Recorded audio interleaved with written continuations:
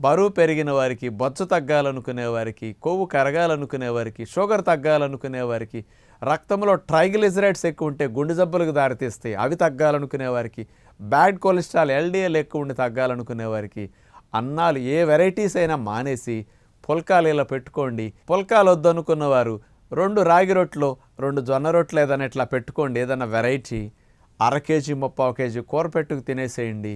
ఇవన్నీ సమస్యలు ఎంత సులువుగానే తగ్గుతాయి. బొజ్జ ఫ్లాట్గా అయిపోతుంది. ఇలాంటి మంచి టెక్నిక్ ప్రకారం మీరు జొన్న రొట్టెలు, రాగి రొట్టెలు ఇంట్లో ట్రై చేయండి.